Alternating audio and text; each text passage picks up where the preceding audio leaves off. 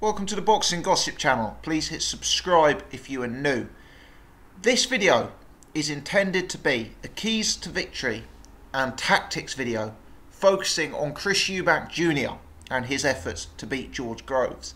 Now, when I've done these videos in the past, I've received some confusion in the comments section. So let me clarify before I begin. This is not intended to be a prediction video.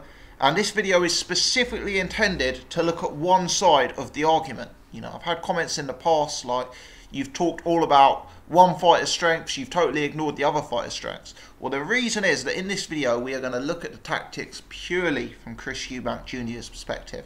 There will be a separate video, which I will aim to have uploaded on the channel this week, looking at exactly the same question from a George Groves perspective. So the video is intended to be one-sided, it's intended to be one of two, and I'm looking to get both of these up this week, followed by a prediction, maybe some weigh-in thoughts next week when it actually comes to the big fight week. But when we have really big fights, when we have really interesting fights, I like to get these keys to victory and tactics in, ideally the week before fight week, and I think that's what we're doing here.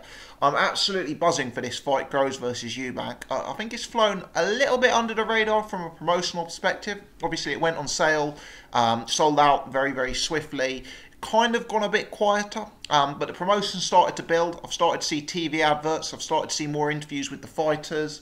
And, you know, we're kind of all still riding the wave of the first two World Boxing Super Series semi-finals that have occurred in the Cruiserweight division. And, you know, now we're starting to get more and more excited for this fight. So it's coming at a good time. And it's a fascinating fight.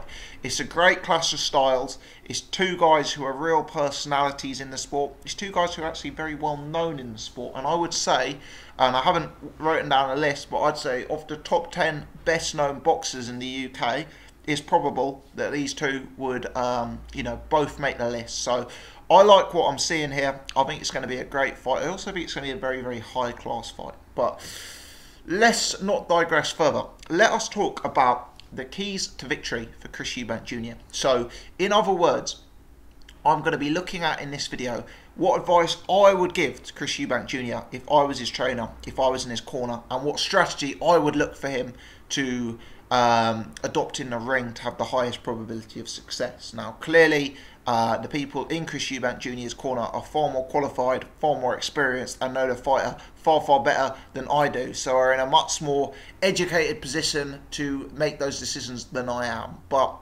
this is what this YouTube channel is about. This one bloke sitting on his sofa, incredibly dodgy wallpaper, chatting about boxing. So why should we stop here? Right, Chris Eubank Jr. One thing I've observed in his fights, he likes to box for the first 2 or 3 rounds. It's been a consistent pattern. He's come out, he's looked to keep distance, he's looked to get his jab going, he's looked to trade from range, and then he's kind of gone into Eubank mode after the first couple of rounds. And what I mean is, after he's had a look at the opponent, after he's jabbed with them a bit, after he's danced around at range a bit, he then looks to close the gap. He then looks to put those ferocious combinations together where he's throwing 10-punch combinations in 3 or 4 seconds, working the body, pushing the opponent back, grinding them down against the ropes. That's what I kind of mean by Eubank mode. Typically, not in every fight, but in the majority of fights, we see him take time to box, take time to settle in before going into that classic Eubank mode. So examples of this, the Billy Joe Saunders fight, where he didn't really get into Eubank mode till about round 6-7. I would say the Tom Doran fight, where Tom Doran, for me, actually caused him 1 or 2 issues from range. You know, in the early round or two. Eubank was winning the rounds, don't get me wrong, but, you know, there's a few moments where he didn't exactly look like Vasyl Lomachenko from a boxing perspective.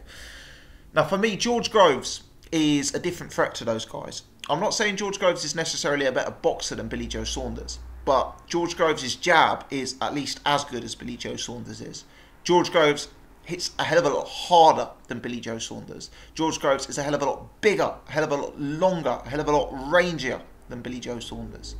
And I think Eubank wants to be very careful about implementing that tactic where he boxes for the first 3 or 4 rounds before going into Eubank mode. Put frankly, if he does what he did in the Billy Joe Saunders fight or in the Tom Doran fight and keeps distance and boxes from range or attempts to box from range from the early rounds, I see those rounds as easy work for George Groves. I see George Groves getting on his bike, keeping reins, sticking his jab out there, you know, pumping it out, and I see him picking up those rounds with relative ease and probably not really needing to overly exert himself. Frankly, I think Groves is far superior to Eubank in terms of boxing pedigree from that distance. So I would speak to Eubank about how he gave up rounds early in the Billy Joe Saunders fight. And whilst he's moved on and evolved and adapted and developed so much since that fight, he hasn't actually really been in with the high-class boxers subsequent to that. You know, you look at a lot of the fighters he's beaten, Yildirim, Chudinov, Abraham, Blackwell. You know, these are not guys who are guys with the same pedigree of Saunders in terms of their jabs, in terms of their movement, in terms of their footwork, in terms of their angles. George Groves, he has some of those attributes. You know, I'm not saying George Groves is the slickest boxer in the world. Clearly, he's a very different fighter to Billy Joe Saunders. But he has some pedigree from the outside. He's someone who puts long-range punches together very, very well. And if he catches you, you could be in trouble. Ask Jamie Cox, you know. A lot of people were saying in the Jamie Cox build-up, Jamie Cox is the hardest guy in the world. You know, he's so tough. He's been sparring all these guys. We've never seen him hurt before. The truth is that Jamie Cox stepped up to face a much bigger guy who hit a lot harder than guys he'd been in with the professional ring with before. And he got stopped. Now, Eubank Jr., again, we've got every reason to believe he's durable and tough and a hard man. But he's stepping up in class, and he's stepping up against the biggest man and the hardest hitting man. So he's got to be careful. He's got to be careful in those early rounds.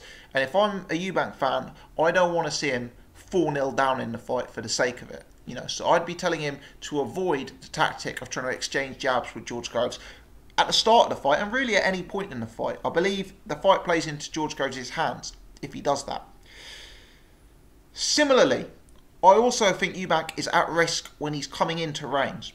Eubank is a guy who sometimes comes into range by throwing extremely flamboyant power punches. How many times have we seen him looping in with a big, wide, swinging hook? You know, something of that nature. I think he's got to be very careful. Groves has got decent timing and decent shot selection. He's got the ability to find the right punch from range at the right time.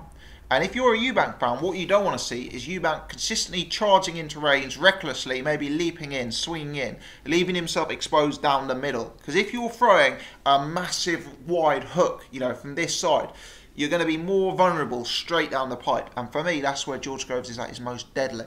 So I think Eubank's got to be very, very educated in the way he comes into range. And I think once he gets George Groves into that inside the pocket area, I think he wants to keep him there. I think he wants to position him into the ropes. I think he wants to use footwork to stay close. I think he wants to stay tight and stay in that sort of, you know, inside the pocket range. Because I think he's potentially vulnerable at long distance and coming into range. I think George can catch him and time him if things go well for Groves. So that's another thing I'd look at for Eubank, is the way he's coming into range and what he does when he's there. You know, he wants to stay in range. If he gets Groves in the corner, he doesn't want Groves to be able to pivot out, get the range back, and then Eubank has to risk coming in again. He wants to transition into range and hold Groves there. I think those are key. I think those are key. If this develops into a fight where Eubank allows Groves to keep distance for the early rounds just because Eubank wants to have a look at him, and then allows Groves to sliver out and pivot out and keep distance when, you know, when Eubank tries to come into range, I think it's a very, very hard night's work for Eubank. Let's talk about, I mean, those are things in a sense that I'm saying Eubank shouldn't do. He shouldn't be risky coming into range. He shouldn't be giving up early rounds at the start of the fight. He shouldn't be allowing George Groves to escape from inside the pocket. Let's talk about a few things that he should be doing in the fight. Work rate is key. Eubank is, I believe, a higher stamina individual than George Groves. We have seen George Groves look very, very tired in a number of fights, even fights that he's winning. You know, you look back at that Martin Murray fight. Martin Murray is a guy who I don't particularly rate. He's certainly not a puncher. He's certainly not an offensive juggernaut. He's far less threatening than Eubank from an offensive perspective. You look back at those last couple of rounds in that fight, Groves is so tired. He's vulnerable. He's actually vulnerable to a guy like Martin Murray coming on late. Eubank, for me, has far greater output than Murray, far greater work rate than Murray, and frankly, a far greater offensive arsenal. You know, he may not be as big, but he's so much more dangerous and threatening. And I want to see Eubank making George Groves work for every minute of every round. Groves is the kind of guy where he has a tendency to put too much energy in stuff early on. So even if Groves is able to keep reins for the first 2 or 3 rounds and pick up those rounds, what you want to see is those rounds taking a hell of a lot out of George Groves. Remember Anthony Crolla versus Barroso.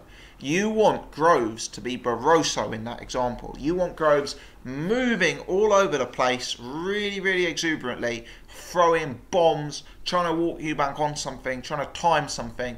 You know, if you're going to lose those early rounds, if Groves is going to be able to outbox you in those early rounds, you want to make him work. Make him work for every second of every round. Use your feet to build pressure. Use your feet to position him. You know, throw feints. Make him mobile, make him start using up that gas. And when it comes to start piling it on him, you know, you've got to show at that point that you are the output puncher, that you are the more threatening, offensive guy in there, because you're going to be a lot smaller than Groves, and you probably don't hit as hard as Groves from a single punch perspective. So I think that's key. You want to make Groves work for every second of every round.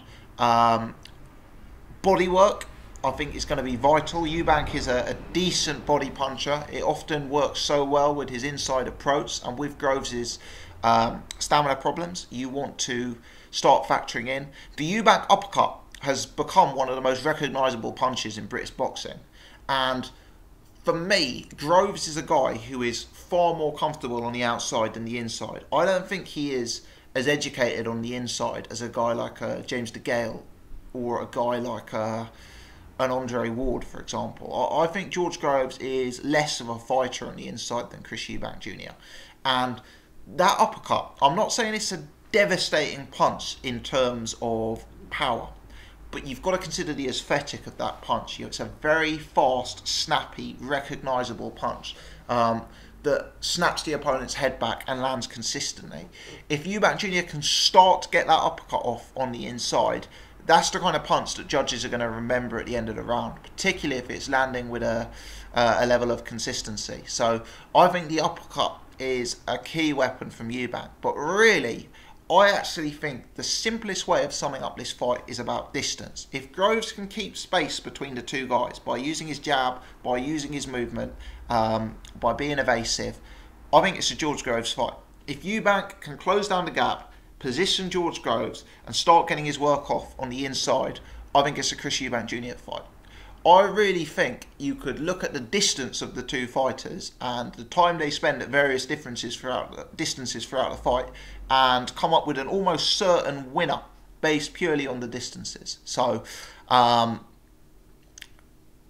kind of gone around the houses a bit there. Let me summarise. Eubank should not give Groves 3 or 4 easy rounds by boxing long and having a look at him. He should make Groves work for every minute of every round. He should use footwork to make Groves constantly mobile. He should feint so that he's not risking exposing his defences and hoping to, you know, draw explosive shots from George Groves to start emptying that gas tank early on. He should be very careful when he's moving into range. He shouldn't be leaving himself exposed. He shouldn't be swinging in like a crazy guy to get into range. You know, he needs to keep his defences tight when he's making that transition, and he needs to look after the punches going down the middle. When he gets Groves on the inside, he's got to keep him there. Don't let Groves pivot out. You know, don't let Groves get the range again and catch him coming in again. Keep Groves there. Start to work the body, start to empty that engine, look for the uppercut if it's available, and continue to build pressure. I think one of the keys for Eubank Jr. in this fight is not to look for a one-punch knockout. He scored a big knockout against Avni Yildirim, but if we look back at Eubank's career to date, Eubank has not been a devastating one-punch knockout artist. He's been the kind of guy who's worn opponents down. Groves has been stopped by one punch from Carl Frost before, but Groves' chin, whilst not an iron chin, is not a disgraceful chin. Let's not forget Groves did go the distance with the likes of Badu Jack. Groves has been in there subsequently with guys like Chudinov and Cox. What I'm getting at is Eubank shouldn't be loading up with every shot. He shouldn't be throwing every punch looking to take George Groves out of there. He shouldn't be expecting this fight to be as easy as the Avni Yildirim fight. What I'd like to see him doing is building pressure, building output, grinding George Groves down, wearing him down. Look to take George Groves late. Look to empty that gas tank, and then maybe force a late stoppage. But I'm not wanting to see Eubank throw in haymakers from round 2 or 3. Not only do I believe that that's not the right way of him taking out George Groves, I also think it will leave himself very defensively vulnerable. I mean, you look back at all of those fights Eubank's had, he got clipped hard by Spike O'Sullivan. He got clipped hard by Nick Blackwell. He has improved since then, but these are fighters who are below the level of George Groves and substantially smaller than George Groves. So he's got to be careful. He's got to be careful defensively. I think going in with wide, wild shots will leave himself very, very open down the middle. And I think he's got to fight a real smart, educated fight that shows maturity, shows the benefit of professional experiences. I think he needs to start building the pressure very, very early in the fight, but with a view to taking out George Groves late. Not building the pressure by throwing haymakers and leave himself exposed when George Groves has still got a gas tank. Building the pressure, acknowledging that Groves has legit advantages in the fight, and building the pressure, acknowledging that Groves is likely to be the guy with less left in the tank second half. That's my take. Probably been a bit of a ramble, 17 minutes long, already a bit longer than I anticipated. Let me know your thoughts on this. Did you enjoy this video? Is this the kind of stuff you like seeing? What is your take on my tactics for Chris Eubank Jr.? Do you think I've missed something out? Do you think I've gone wrong in anything I've said? Leave the comments in the section below. I'm intending to do a follow-up with similar tactics from a Groves perspective later on in the week. Look, if everyone hates the content and nobody likes this sort of thing, then we won't bother doing that. But if people are interested, we'll get a second one of those videos up. So leave your comments in the section below. Let me know your thoughts. Please hit subscribe if you haven't already done so, especially on this one, because you'll be able to check out the Groves video and the pre-fight prediction when we get to it, etc. So please hit subscribe if you haven't already done so, and please hit the thumbs up, which will mean we get a little bit more visibility and hopefully some new people tuning in off the back of this one. Thanks very much for tuning in, guys. Appreciate you taking the time to check out the video and to check out my channel. And this is going to be one hell of a fight. Let's hope the build-up is what we expect it to be.